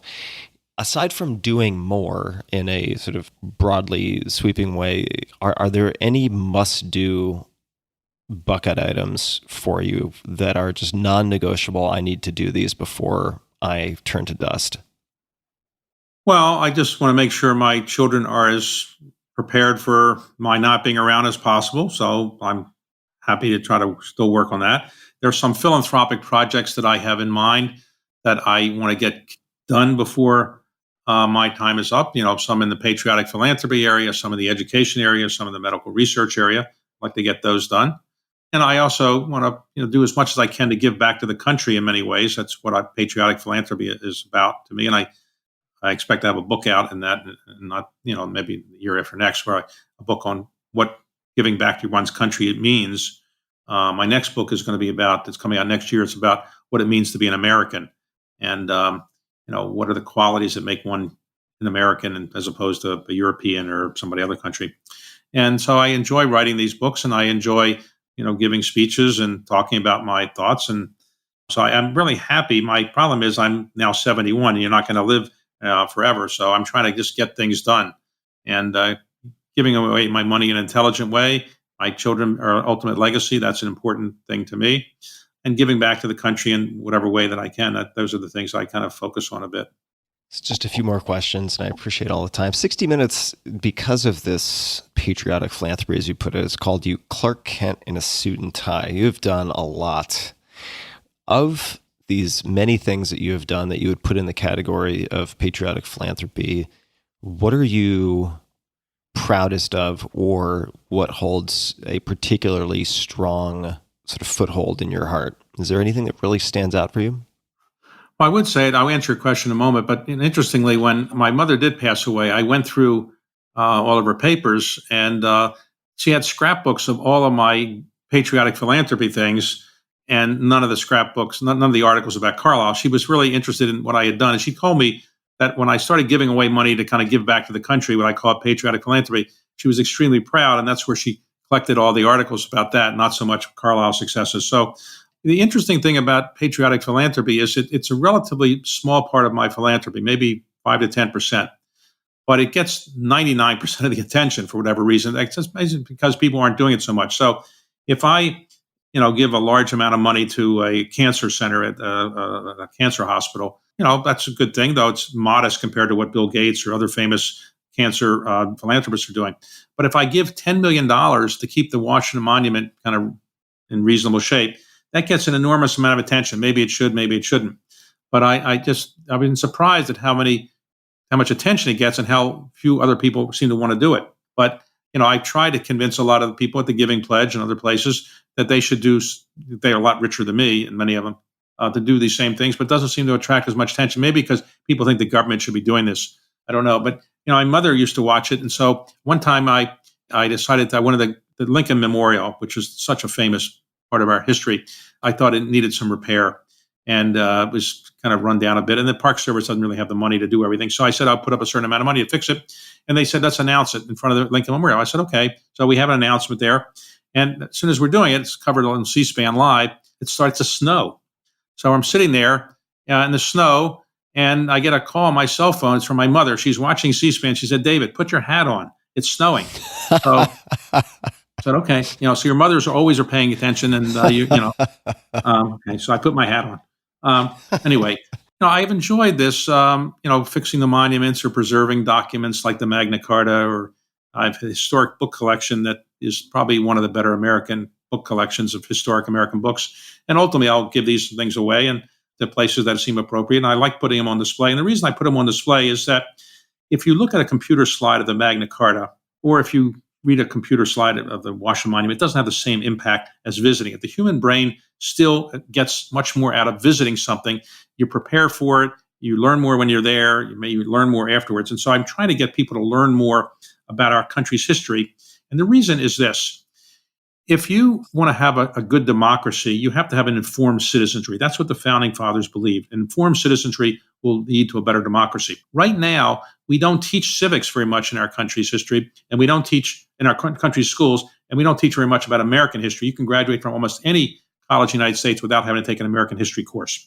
So now the situation is so bad that recently in a survey, 2/3 of Americans couldn't even name the 3 branches of our federal government. And while 91% of people who apply for citizenship tests in this country can pass the basic civics test, in 49 out of 50 states recently, the majority of citizens couldn't pass the basic citizenship test that you have to take to be a citizen. So we just should do a better job of informing our citizens. And that's why some of the things I do is designed to kind of get people educated about this a little bit more than maybe they otherwise would be. If you could get a message, a quote, a word, an image, anything out to billions of people, metaphorically speaking, on a huge billboard, could be anything, what might you put on that billboard? Give back to your country. Do something that makes the world a better place and your country a better place. Honor your parents. Your reputation is all you really carry around with you. It takes a lifetime to build a reputation and 5 minutes to destroy it. So don't do anything that destroys your reputation, but do things that will honor your children, your parents, and yourself, and give back to the country, which, you presumably think is the best country in the world, or you wouldn't be here. Really enjoyed this, David. Thank you so much for the time. Appreciate it. Thanks for all your research. You're obviously well-researched, and you know your material pretty well. Thanks for doing that. I do my best. And people can find more at davidrubenstein.com. The new book, or I should say the latest book, but certainly one of many to come, is How to Lead, Wisdom from the World's Greatest CEOs, Founders, and Game Changers. Is there anything else that you would like to say or request of my audience before we bring this to a close? No, I would just say I've been interviewed by a lot of podcast people, and you are as well informed as anybody I've ever been interviewed by. You obviously do a lot of research, and I appreciate it.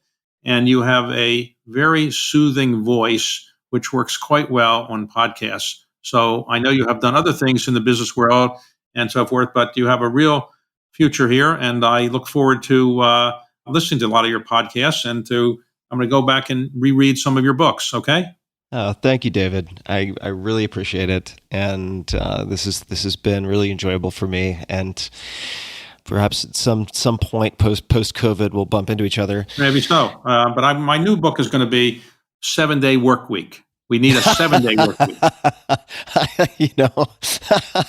I was thinking when you were like, "Oh, this person's native language isn't even English." I was like, that could be a blurb on the back of one of my books. Right. Maybe I'll Okay. send a galley for you to read.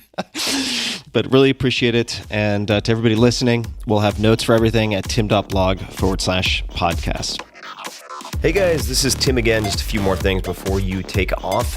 Number one, this is 5 Bullet Friday. Do you want to get a short email from me? Would you enjoy getting a short email from me every Friday that provides a little morsel of fun before the weekend? And 5 Bullet Friday is a very short email where I share the coolest things I've found or that I've been pondering over the week. That could include favorite new albums that I've discovered. It could include gizmos and gadgets and all sorts of weird shit that I've somehow dug up in the world of the esoteric as I do. It could include favorite articles that I've read and that I've shared with my close friends, for instance. And it's very short. It's just a little tiny bite of goodness before you head off for the weekend. So if you want to receive that, check it out. Just go to 4hourworkweek.com. That's 4hourworkweek.com, all spelled out, and just drop in your email and you will get the very next one. And if you sign up, I hope you enjoy it. This episode is brought to you by Theragun. I have 2 Theraguns, and they are worth their weight in gold. I've been using them every single day. Whether you're an elite athlete or just a regular person trying to get through your day, muscle pain and muscle tension are real things. That's why I use the Theragun.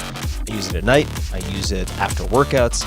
It is a handheld percussive therapy device that releases your deepest muscle tension. So for instance, at night, I might use it on the bottom of my feet. It's helped with my plantar fasciitis.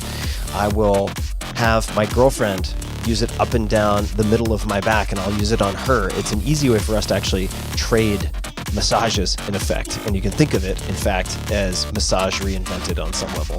Helps with performance, helps with recovery, helps with just getting your back to feel better before bed after you've been sitting for way too many hours. I love this thing. And the all-new Gen 4 Theragun has a proprietary brushless motor that is surprisingly quiet. It's easy to use and about as quiet as an electric toothbrush. It's pretty astonishing. You really have to feel the Theragun's signature power, amplitude, and effectiveness to believe it. It's one of my favorite gadgets in my house at this point. So I encourage you to check it out. Try Theragun. That's Thera, Theragun. There's no substitute for the Gen 4 Theragun with an OLED screen. That's OLED, for those wondering. That's organic light-emitting diode screen, personalized Theragun app, an incredible combination of quiet and power. So go to Theragun.com/Tim right now and get your Gen 4 Theragun today. Or you can watch the videos on the site, which show you all sorts of different ways to use it. A lot of runner friends of mine use them on their IT bands after long runs. There are a million ways to use it. And the Gen 4 Theraguns start at just $199. I said I have 2. I have the Prime, and I also have the Pro, which is like the super Cadillac version. My girlfriend loves the soft attachments on that. So check it out. Go to Theragun.com/Tim. One more time, Theragun.com/Tim. This episode is brought to you by Headspace. Life can be stressful, even under normal circumstances. 2020 has challenged even the most resilient people I know. It's highlighted just how much we all need stress relief that goes beyond quick fixes, or really the hope for just a one-and-done Band-Aid. Quick is fine, but we need stuff that is durable, and that's where Headspace comes in. Headspace is your daily dose of mindfulness in the form of guided meditations in an easy-to-use app. Now, you might ask yourself, very reasonably, there are 2,000 plus apps for meditation. Why would I use Headspace? Headspace is one of the only meditation apps advancing the field of mindfulness and meditation through clinically validated research. Headspace is backed by 25 published studies on its benefits, 600,000 five-star reviews, and more than 60 million downloads. So if people keep telling you to try meditation and you're like, when would I do that? When would I possibly have time? You should check out Headspace. If you have 10 minutes, Headspace can change your life. Headspace offers a really light lift and a lot of features to keep you going, which is part of the reason that I've used Headspace for years now. So whatever the situation, Headspace can really help you feel better. Overwhelmed? Headspace has a 3-minute SOS meditation for you. Need some help falling asleep? Headspace has wind down sessions their members swear by. And for parents, Headspace even has morning meditations you can do with your kids. Headspace's approach to mindfulness can reduce stress, improve sleep, boost focus, and increase your overall sense of well-being. And it really starts with very, very simple practices. And if you look at my case, for instance, I just went through one of the basics today with the co-founder, Andy. I think it's Pudicum, could be Pudicum, I'm not sure, but former monk turned into co-founder of Headspace, has the most soothing, hypnotic voice imaginable. And I did a 3-minute meditation, something like that. It's easy, it's fundamental, and it always puts me in a better space. So I'm going through the basics. Even though I've meditated for years, I'm going through the basics once again. And I would suggest to anyone that they consider starting there. Headspace makes it easy for you to build a life-changing meditation practice with mindfulness that works for you on your schedule, anytime, anywhere. We all want to feel happier. We all want more peace. And Headspace is meditation made simple. Go to headspace.com/Tim. That's headspace.com/Tim for a free 1-month trial with access to Headspace's full library of meditations for every conceivable, possible situation. You can break glass in case of emergency in almost any situation and find something on Headspace. This is the best deal offered right now for Headspace. So check it out. Go to headspace.com/Tim today.